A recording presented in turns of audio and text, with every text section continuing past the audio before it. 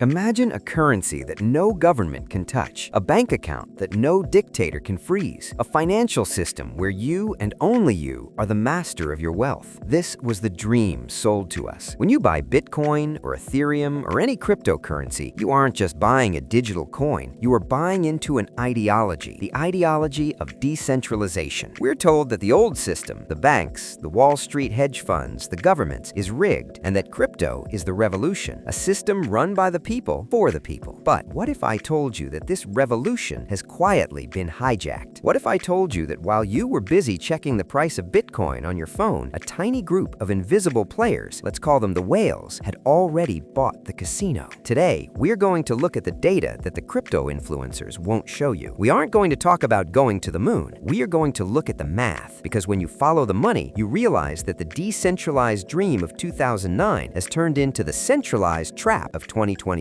Who actually owns Bitcoin? Who controls the mining? And are you an investor, or are you just exit liquidity? Let's get to the bottom of this. To understand the trap, we first have to understand the promise. Go back to 2008. The world financial system is collapsing. Lehman Brothers is bankrupt. People are losing their homes. Trust in banks is at zero. In the middle of this chaos, a mysterious person or group named Satoshi Nakamoto publishes a white paper. It was titled Bitcoin, a peer-to-peer electronic cash system. The core idea was brilliant in its simplicity. One CPU, one vote. Satoshi envisioned a world where millions of ordinary people using their home computers would maintain the network. If millions of people run the system, no single person can control it. That is the definition of decentralization. It's democracy in code. But friends, that was 2009. Today, in 2025, the reality looks very different. The one CPU, one vote dream died a long time ago. It has been replaced by $1, one vote, and the people with the most dollars are winning. Let's look at the three pillars of control: the wealth distribution, the mining cartels, and the exchange trap. Let's start with the most basic question. Who owns the coins? If Bitcoin were a country, it would have the highest wealth inequality in the world. In economics, we use a metric called the Gini coefficient to measure inequality. A score of 0 means perfect equality, and 1 means one person owns everything. North Korea has a high Gini coefficient, but Bitcoin's Gini coefficient is even higher. On-chain data reveals a shocking statistic. Less than 2% of network entities control more than 70% of all Bitcoin. Think about that for a second. In the traditional economy, we complain about the top 1%. In the crypto economy, it is the top 0.01%. These entities are what we call whales, but these aren't just early adopters who bought Bitcoin for pennies. These are now massive institutions. We are talking about entities like BlackRock, Fidelity, and MicroStrategy. When these whales move, the ocean shakes. You might see a sudden 10% drop in Bitcoin's price and panic sell your small holding. You think, oh no, the market is crashing. But in reality, a single whale might have sold a large chunk to trigger a panic, only to buy it back cheaper when you sell. This is called shaking out the weak hands. They have the capital to absorb losses that would bankrupt a normal person. They can manipulate the sentiment of the market simply by moving coins from a cold wallet to an exchange. When a whale moves 5,000 Bitcoin to an exchange like Binance, Twitter accounts start screaming, they are about to sell, dump. The price crashes, but the whale doesn't even have to sell. They just moved the money. They played a psychological game, and the retail investors, the small fish, lost. Now, you might say, okay, the rich own the coins, but the network is still secure, right? The miners are decentralized. This is perhaps the biggest myth of all. Do you remember how I said Satoshi wanted millions of people mining on their laptops? That is impossible today. To mine Bitcoin now, you need specialized warehouses full of ASIC machines, consuming as much electricity as a small country. Because it is so expensive, individual miners join groups called mining pools. If you look at the hash rate distribution for Bitcoin in 2024 and 2025, the picture is terrifyingly centralized. Just two mining pools, Foundry USA and Ant Pool, often control nearly 50 to 55% of the global hash rate. If you expand that to the top 4 pools, they control over 75% of the network. Why is this dangerous? Blockchain is built on the idea that no single entity should control 51% of the network. If someone controls 51%, they can theoretically rewrite the history of transactions. They can execute what is called a 51% attack. Now, Foundry and Ant Pool are unlikely to attack Bitcoin because it would destroy the value of their own business, but the point is, they could. We don't rely on code anymore. We rely on their good behavior. Furthermore, these mining pools are corporate entities. They have headquarters, they have CEOs, which means they can be pressured by governments. If the US government goes to Foundry USA, or the Chinese government pressures the operators behind Antpool, even if they are offshore, they can theoretically censor transactions. They can decide which blocks get mined and which do not. This is not the censorship-resistant money that was promised. This is a corporate oligarchy. Let's move to where you actually buy your crypto. The exchanges. Binance, Coinbase, Kraken, Bybit. Most people treat these exchanges like banks. You deposit your money, you buy Bitcoin, and you leave it there. But there is a golden rule in crypto. Not your keys, not your coins. When you leave your money on an exchange, you don't own cryptocurrency. You own an IOU. You own a promise that the exchange will pay you when you ask for it. We saw what happens when this promise is broken with FTX. FTX was the second largest exchange in the world. It had Super Bowl ads, celebrity endorsements, and politicians in its pocket, and overnight it collapsed. Why? Because they were using user funds to gamble. But the problem goes deeper than just fraud. It's about data. Centralized exchanges act exactly like the Wall Street stock market. They can see your stop-loss orders. Let me explain simply. Let's say you buy Bitcoin at $60,000. You're worried it might drop, so you set a stop-loss at $59,000. This means if the price hits $59,000, the system automatically sells your Bitcoin to prevent further loss. The exchange knows this. The market makers know this. So what happens? The price mysteriously dips just to $58,900, triggering your sale, and then immediately shoots up to $62,000. You got liquidated. You lost your position, but the price went up. This isn't bad luck. This is called hunting stop losses. Because the order book is centralized, the people with the data have an unfair advantage over you. The house always wins because the house can see your cards. If the centralization of wealth and mining wasn't enough, there is a darker manipulation happening: wash trading. Have you ever looked at a new crypto token and seen millions of dollars in trading volume? You think, wow, everyone is buying this. I should buy it too. Be careful. A study by the National Bureau of Economic Research suggested that on unregulated exchanges, up to 70% of the reported volume could be fake. How do they do it? It's simple. A manipulator sets up two accounts. Account A sells 100 tokens to account B for $10. Account B sells them back to account A for $10. They do this thousands of times a minute using bots. No real money is changing hands. No new investors are entering. But on the chart, it looks like massive activity. It looks like hype. This fake volume tricks the algorithms on sites like CoinGecko or CoinMarketCap. It pushes the token to the trending list. Then you see it. You, the retail investor, think it's the next big thing. You buy in with real money, and that is the moment the trap snaps shut. As soon as real money enters, the bots stop wash trading, and the whales dump their tokens on you. The price collapses to zero. This is the classic pump and dump. And in 2024 alone, reports suggested that nearly 3.59% of all new tokens launched displayed clear characteristics of pump and dump schemes. It is a machine designed to transfer wealth from the impatient many to the manipulative few. So let's zoom out. We have a network where the wealth is concentrated in fewer hands than the traditional economy. We have mining power controlled by 2 or 3 massive corporate pools. We have exchanges that trade against their own users, and we have market volumes that are often an illusion created by bots. So why is the price still going up? Why is everyone still talking about it? This brings us to the greater fool theory. In economics, this theory states that you can make money from a bad asset as long as there's a greater fool willing to buy it from you for a higher price. The whales, the institutional investors, need you. They need the general public to believe in the dream. They need you to deposit your savings so that they have exit liquidity. When you hear news about a Bitcoin ETF or institutional adoption, it sounds like good news. It sounds like validation. But logical thinking requires us to ask, why are they here? Are Wall Street banks here to liberate you from the financial system, or are they here to monetize the volatility? They have turned Bitcoin from a currency of the people into just another asset class, just like gold, just like stocks, just like real estate. It is now a playground for high-frequency trading algorithms, not a tool for revolution. The technology of blockchain is real. It is revolutionary. It has value. But the market of crypto is a different beast entirely. Does this mean crypto is dead? Does this mean you should sell everything and run away? No. That would be an emotional reaction, not a logical one. Bitcoin is still the best performing asset of the last decade. It still offers a way to send money across borders without permission. The technology does work, but the utopia is a lie. If you are in this market, you need to stop being a believer and start being an investor. Stop trusting influencers. If someone is telling you a coin will go 100x, they are likely using you as their exit liquidity. Understand self-custody. If you don't hold your own keys using a hardware wallet, you are just asking a bank, the exchange, to hold your money. You haven't escaped the system, you've just changed banks. Look at the liquidity, not the price. A high price means nothing if you can't sell without crashing the market. The crypto market is a jungle. There are predators and there is prey. The only way to survive is to realize that the decentralization label is often just a marketing sticker on a centralized product. The power is not with the people yet. The power is with those who understand the game. The question is, now that you know the rules, how will you play?